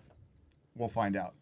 Yeah. All right, let's read some soups, and then just so you know, like as with all of these episodes, we unlist it, but you can hang on to the link and keep watching it, or it will be re-uploaded within a certain amount of time, reasonable amount of time on Nerdrotic Live. It'll also be available on Spotify and all your favorite podcast place, which I have no idea how many people watch. And somebody asked me for the numbers the other day. I'm like, oh. I don't fucking know. I know Spotify, but I don't know anything else. Tired retro gamer for $49.99. What's up, brother? I worked for a retired celeb who was being financially taken advantage of by the family and other parties, was being verbally abused, etc. Went to report it to LA County Social Services, flat out told they don't care about people with any money. Yeah, wow. I mean, that's the reality that John was talking about, is you can make these complaints, but unless these people are egregiously breaking the law, it is not against the law to be a dick to your boss, to your the person you're taking care of, your mom, your dad. It's not against the law. It makes you a piece of shit, but it's not against the law.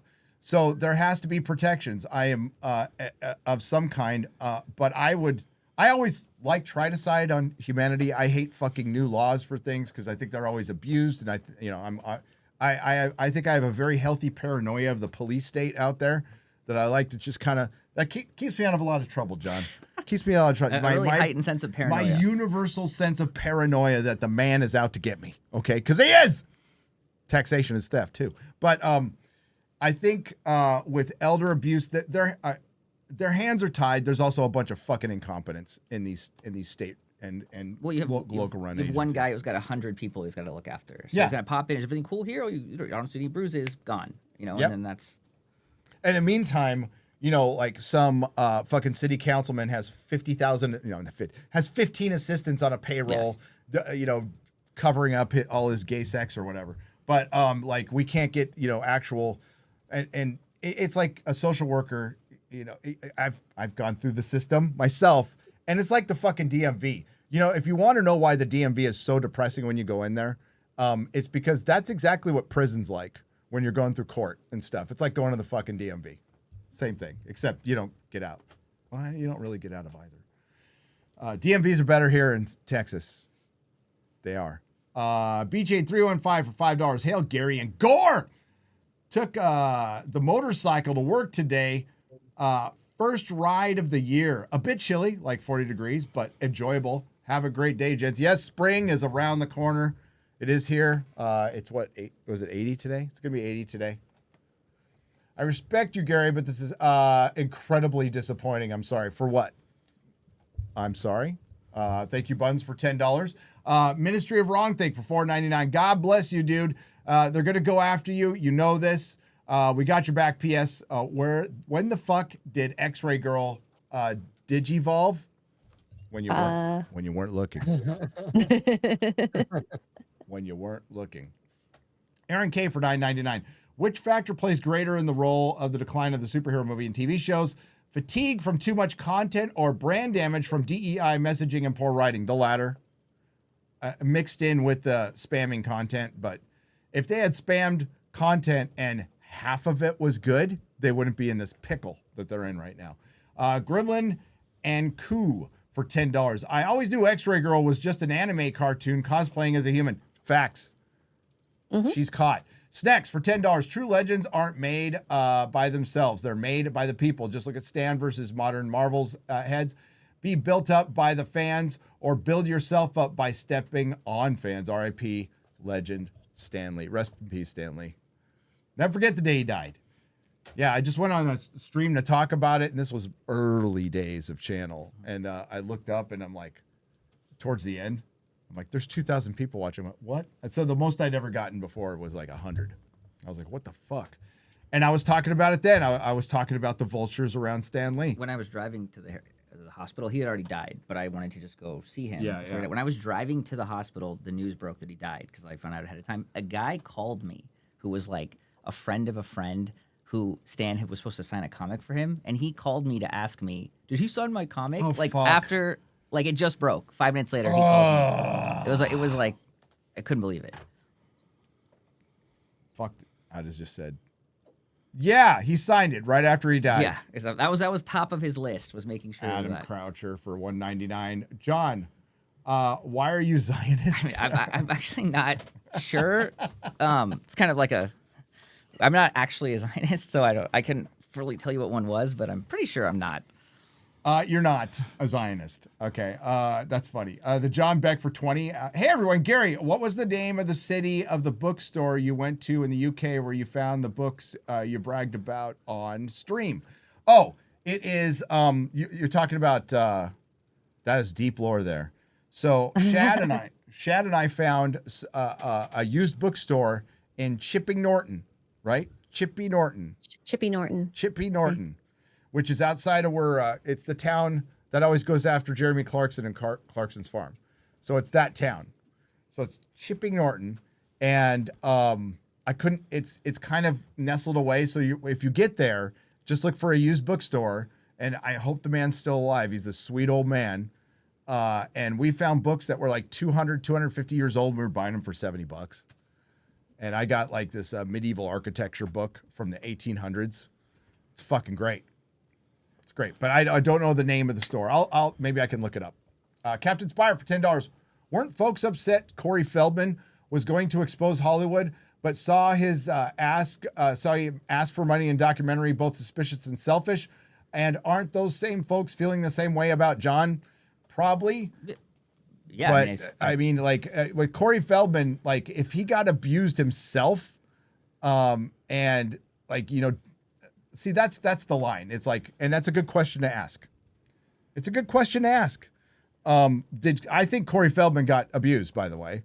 And I think I don't think he has a chance of funding his own doc. So how do you fund the doc?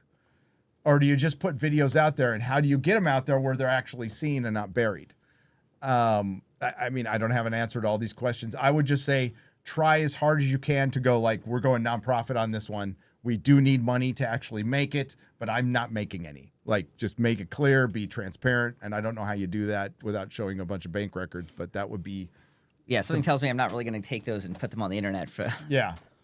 But in some way, you need to like just be honest. Like the best way is being honest. I know that's not great for internet optics all the time, but like anytime I'm asked something like that, answer honestly. Don't fucking lie. And I would say do whatever you could to show that I'm not making any money from this. This is about getting the message out there. Because stuff doesn't get made for free.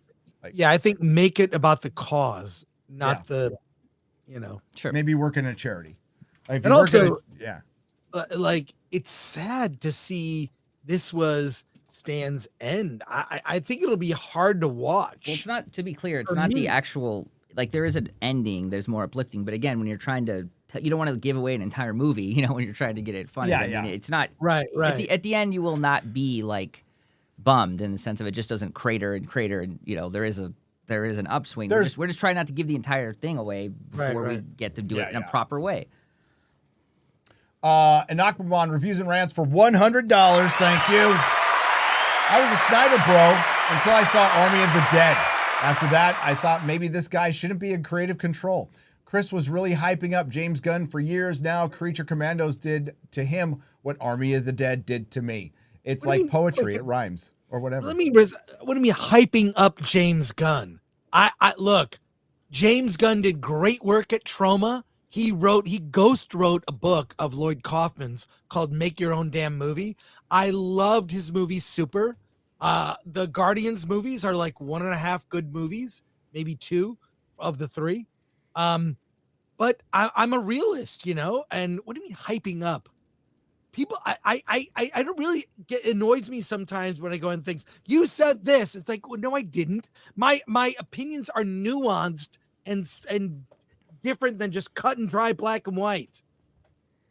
Don't make me go into a Gore rant. Gore, which happens on my channel. A freaking IKEA chair. I had some guy from Britain say, "Oh, film threats, all Trump supporting now." It's like the only reason we brought up Trump. I'm not Jeremy, right? He has a whole Trump stand channel, right? A whole Trump stand thing with Cobra Cast, and you know, fine. I will watch the news. I will watch the news with Jeremy watching the news. I think it's a funny, weird thing. Anyways, but it came up in Mickey 17, so I'm gonna talk about it. Yeah, you know. It's obvious in Mickey 17 to not talk about it is crazy. You can't not talk about it. And then it's like, well, you know, it's there with Fisk and Daredevil, but it's not as bad as say Mickey 17 or The Boys. And they're like, yes, it is. And it's like, not yet, but it could be. But it could be. I don't even see it with Fisk. I don't see it with Fisk. I think people are looking at the environment. They're reading, and I liked when Fisk came up. This pothole, that was a great scene. Yeah, like that seems like something Trump would do. They're putting on blue hats later on that say Fisk can fix it. I mean, that's kind of a a little much. But no, in Mickey 17, they have the congressman who failed 2 elections. His followers are fucking in red hats and red shirts, and they make them all like look like dumb hicks. Like that was not subtle at all. So you're not just taking a shot at Trump. You're taking a shot at the supporters again. Like, and that's the thing. Fucking dumbasses. Yes, we're going to talk about it. I was listening to all the super chats being read while I got my coffee. I'm not ignoring the super chats. I hear them. But the shift that changed with Marvel in phase 4 and 5 and now 6, it's different. And this ties into Stan. That I got the sense that Marvel in phase 1 with Iron Man, we had some good movies. Did have some bad movies, but I got the sense that Marvel loved the fans, and the people making the movies respected and loved the comics and loved Stan Lee and loved the fans. I didn't get that sense in 4 and 5 with this sort of elitist, arrogant, this movie is going to save lives. You fucking arrogant moron. You're going to make an Eternals movie and not put an ounce of Kirby into it is fucking stupid. It's stupid. So what I felt, at least with the first 10 years of Marvel movies, is that not only did they respect the comics and the fact that we saw an Iron Man movie and he had the old gray Iron Man suit that looked like the comic. Yeah. I was going insane, and it evolved into the a red and yellow. It was so everybody amazing. had pretty much their proper origins, and then they followed a very loosely adapted map set up by Jim Starlin with the Infinity Gauntlet and the Infinity Stones. That was all from the comics, and they've all kind of very truncated versions followed the path, and then stopped. And now we've gotten to the point where there's an antagonistic. It's much more present with Lucasfilm and Star Wars. They hate their fans. Yes. They hate the old fans.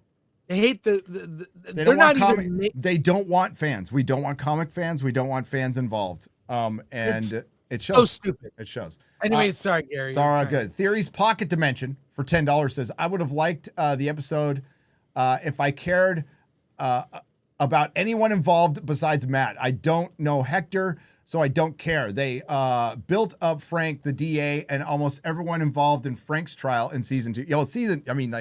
It is nowhere near as good as season 2. And these were supposed to be, again, this is not an excuse. I think it would be hard for you to care about Hector, right? That's why I think their mistake was with Hector Ayala, not showing him be the White Tiger. Instead, he just shared an anecdotal story about his life in Puerto Rico and listening to the frogs. And it was a fine scene, but I don't think it was good enough to hook you into this character and care other than a shocking death at the end. That was it. That was all set up to be a shocking death at the end. So I don't think the third episode did the series a disservice, but I don't think it's going to move the needle at all on bringing people in at this point. Joseph 91 Salazar for $9.99. Hey, nerd, love the content. Isn't San Antonio a great city except when they don't finish construction on the highways? Well, I mean, I'm kind of just used to it. Like all of Texas is under construction and has been since I moved here because all these fucking Californians keep coming. Stop coming. It's terrible. There's churches. There's Republicans. There's no weed. You can't have any weed. You don't want to come here. There's a lot of guns. A lot of guns. Anakbon reviews and rants for 50. 50! He's going to get you, Chris. Yeah. I wasn't meant to insult Chris. But Anakbon, I'm glad you did anyway. No, I'm just kidding. It's all good. What? I feel like people they read into things I say. Well, I mean, and say they'll tell me what I think. Okay. Don't tell me what I think. But also try to read Watch my stuff. Also, yeah, I learned this in marriage counseling, Chris. Let's hear it. So also try not to read a text, especially when you're arguing with your wife, in your angry wife voice or a perceived voice. Just read it as it is. Right. It's a good suggestion. I don't always follow it myself, but Anakmawan's great.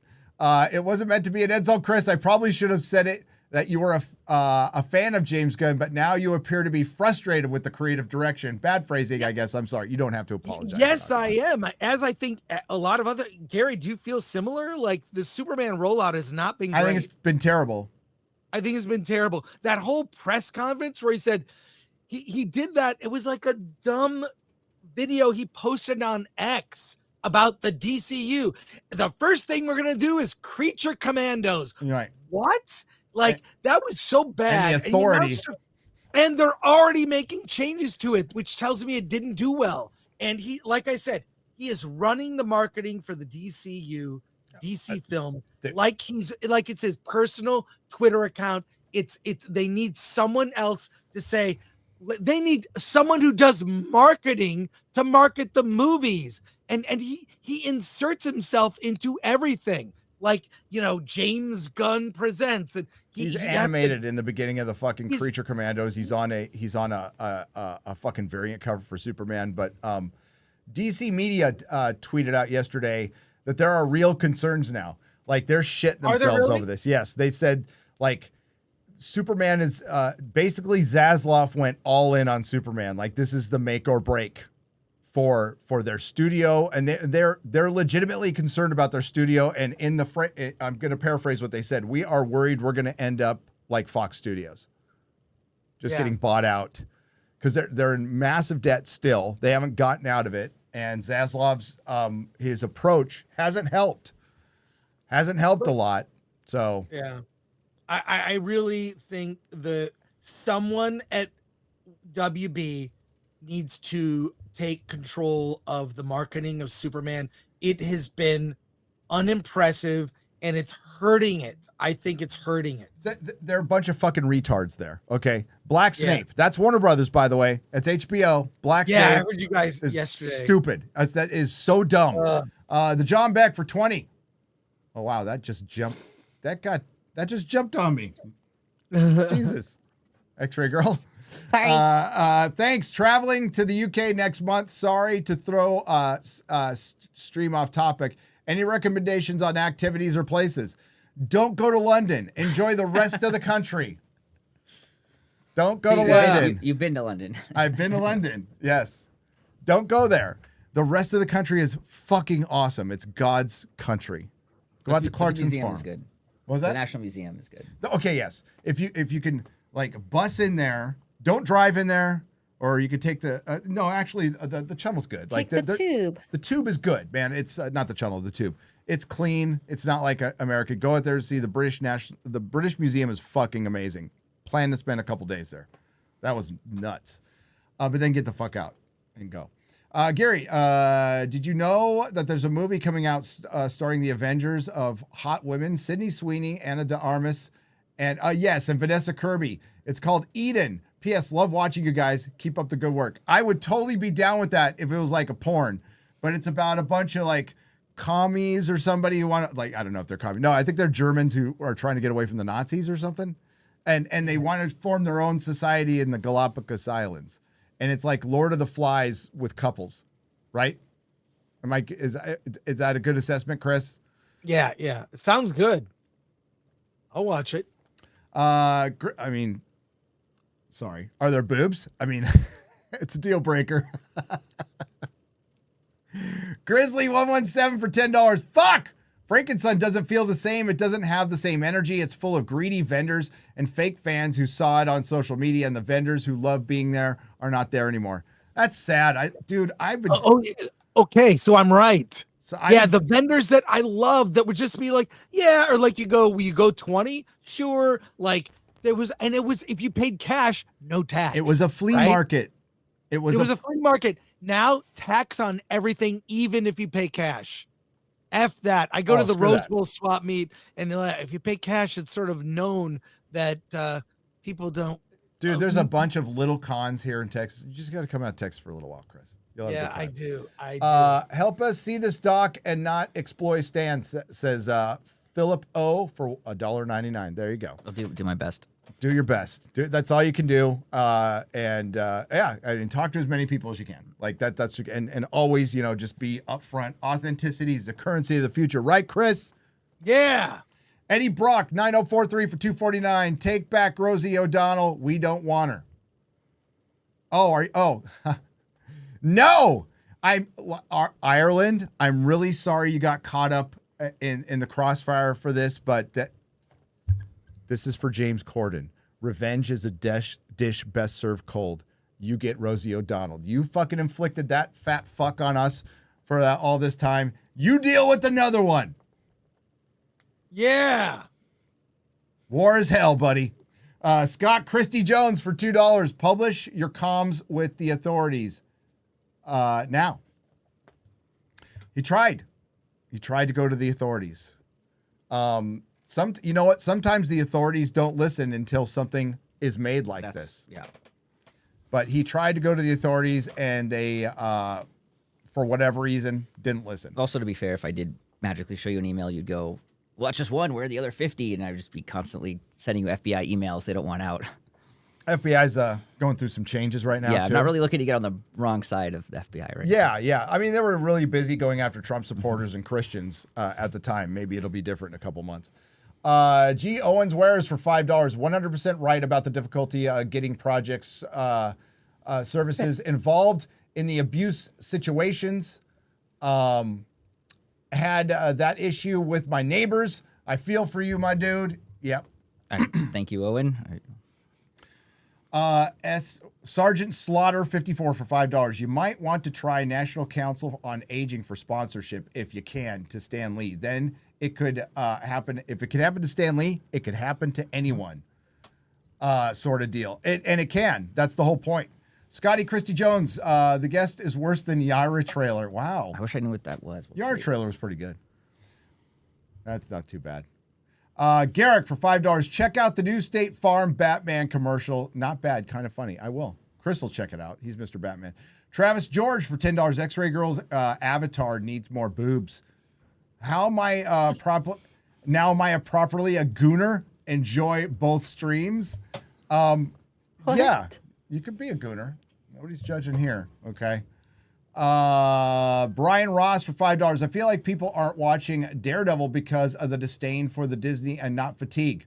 Quality or not, there's no returning to a brand. Well, I mean, fatigue, then it's just semantics there. Fatigue of a brand, fatigue of superheroes, but for you, you're probably an engaged superhero fan, so you're just done with Disney. But for the normie, Are they going to notice the difference between a Sony flop, a Warner Brothers flop, and a Marvel flop?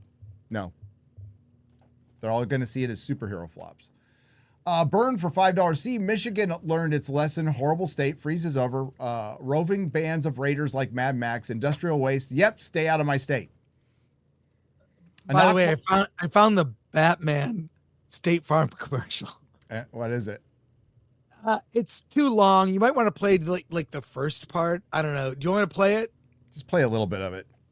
Yeah, I was gonna say, tell me when to stop. State Farm, very popular insurance company. They had to back out of California, right? Is that one of them that had to back out of California? I still have State Farm, oddly, but here I'm sharing now. Tell me when. State Farm. Tell me when, Gary. Okay, hit play. Go. I'm choking. As havoc continues across Gotham City, it seems our only hope is Batman. Batman? Yeah, close enough. Bateman. Gotta tell you, the suit really bunches up in the old Batcave, if you know what I mean. Having insurance isn't the same as having State Farm. All right, there you go. Not worth it. Well, it got us to look. It got us to look. Yeah. And Aquaman reviews and rants for $5. You're way too red, Chris. You're probably going to have another stroke. Now I'm mocking you, you queer. It's the camera. I try to do my color balance. You need to do whatever. White balance. Hang on. White balance. People. Balance. That's what you need. People. Really, I am kind of red because I'm outside. Like no, you and I both do our morning walks, right? Yeah. Outdoors. So and there's a lot of sun out there in California. I don't tan. I turn into a lobster. Yeah. So. Jonathan Staten for $4.99. My first job ever was senior care. It's unbelievable how long it takes for elder abuse reports to get anywhere, even the places supposed to care for them. Yes, like the place with my mom is. Now it could be my mom. I'm not going to say what the place is, but she's doing the old. They're stealing things from me. And I'm like, are you sure, Mom? So I have to go there and find out. You know, I'm sure it's nothing, but you know, it's that kind of stuff, and you don't know. You don't, especially when the place where my mom is, that it changed hands, so the care is not as great as it was before. But fuck, yeah, you gotta pay attention to that stuff. And there's so much abuse, even in the care centers. Community theme creator for $5. Gary, Chris, and Round Eye. Where are you guys coming back to Dallas and Plano? Dallas Fan Expo, maybe? Not really sure. I think so, yeah. Cyberhunk returns for $5. How long before X-Ray Girl and Quarterback Garrett start mistreating Gary? They already have. Wait, what? They already have. Every show I'm being mistreated. That's what you get because you get called late for being late. It's all your fault. I am never late. It's never my fault. Okay, this is what you when you hire diversity hires. This is what you get. Okay, this is what you get. See the abuse I get. Whatever. I ain't getting you no H-1B. All right, we're gonna wrap it up there. John, thanks for coming on, speaking your piece. Hopefully a few people listen. I don't think I'm going to win over, everyone. You're not going to win over the internet. You just got to do I get called a racist every fucking day. I just go, okay. It's actually your Twitter bio. It should be in my Twitter bio. They don't even listen that I'm an Africa expert, so I can't be a racist. But yeah, that's the internet, and just stay honest. I mean, you already know this, but stay honest. Go out there and talk to as many people as you possibly can. And I'm going to bug you, Chris, so just be talk ready. to Chris Gore. Yeah. I'll send you this PDF of a study a friend of mine did on, trying to do a successful campaign, and you may very well fail your first fundraising round. I think the important thing is to get a cause and retool it so you get the right amount to be able to release it, and don't listen to people that tell you have to do something. Oh, trust me. Trust me, that's my motto. That's the only reason I'm here is because I didn't take no every time someone said no. Yeah, exactly. So, and then, just manage your expectations and get the film out, and Then you'll have me Go back for for the it. I Told You So stream. We'll get it out there, and then we'll come back and see how it fares. Yeah. Yeah. Well, like I said, I have a 50-50 record on Kickstarter. I've done campaigns that failed the first time. I took notes. I relaunched. I told the people that contributed to the first one, hey, I'm back. It's different rewards. It's a different amount of money. We're going to go about the project differently. And then I succeeded both Bro, times. you're with batting failed 500. first. That I mean, like that's the life ratio. If you're like Yeah. succeeding half the time, especially It's with, good. especially with women, that's fucking batting 500. You're doing great. Yeah. So, all I'm saying is my experience tells me you may need to retool, but, just suck it up, do it. A failure is how we learned. That was the lesson of The Last Jedi. Thank you, Chris, for wrapping that back to Star Wars. Always. X-Rager, what do you got coming up? Poor Choices tonight, 8:30 p.m. Eastern, and then FNT on Friday. Awesome. Will you be on camera? You'll get out of your nightgown or she's whatever you're gonna in be right a, now. a VTuber. Well, tomorrow, if people are interested, a morning roasts on my channel, 8:30 a.m. Eastern. Chat wanted this. They bought it. We're gonna eat pickles live on stream. For I don't know why. breakfast? I hate pickles. Oh my God, pickles are awesome, and I would eat them for breakfast. Well, because I I would found not. pickles in a pouch. Like they're so random. Okay. Why? Yeah, you buy it like the liquor store. You get the pickles Dude, in a I was pouch. brought up by a bunch of I've Germans. never seen it. I was brought up by a bunch of Germans. All right, But yeah. Chris, what do you got coming up? Hollywood on the Rocks with Alan Ing at 1 p.m. Pacific time. We're going to show a trailer to Contra. Someone did a Contra fan film. It looks amazing. Plus, we'll talk about Hollywood burning, the collapsing box office. It's very depressing. And real world, like, shit is getting bad. It's getting really bad. So that David Pollan article, are you going to read it? Like the first 3 paragraphs are great. He breaks down. There's probably a new one, but we'll get into all of that. Multiple stories on this theme. Well, him and Puck have both been kind of like doing the same thing. Like everybody's like the box office is fucking grim right now. Yeah. Grim. It may be grim until July, and then we'll see. Like I said, James Gunn, I don't like the rollout. I don't think it's good. I don't like it either. All right, so we'll be back next Wednesday with Chris. I've got a secret project that I got to record in an hour or two with some British guys. And then Friday Night Tights, we got some more British guys. We got Little Platoon is going to be joining us. And then an American guy, Rags, will be there. So it's going to be it'll be half or not half, almost half of VFAP. Almost half, like a third, something like that. Cool. So John, thank you again. Where can people follow you? Actually, our social media is just, it's always at Stanley Film. It's pretty much where, that's going to now just cause a bunch of people to come hate drop me. But if you want to support it and you want answers, you want to talk about things, that's where you can go. And also just Kickstarter, just, assuming I don't have to pull it per Chris's idea, I go there, at least check it out. And then say Kickstarter, it's Stanley, the final chapter. Yeah. I know you to be a good dude. So I think you're going to take your lumps on the internet. That's what happens. That's life. Just keep moving forward, and again, stay honest. I'm thinking me and Rob Liefeld are going to team up, and there you go. The ultimate. Yeah. There you go. Go talk to Rob. You should get on Rob's podcast. He's actually doing something about that. So we'll see. Oh, cool. Yeah. There you go. Yeah. There you go. I like Rob Liefeld. I especially like this version of Rob Liefeld who's fucking ripping the shit out of Marvel. It is my favorite version. I can be honest. Yep. No, I like it when creatives just have no fucks to give afterwards and just he's got fuck you money. He co-created Deadpool. So he's doing okay.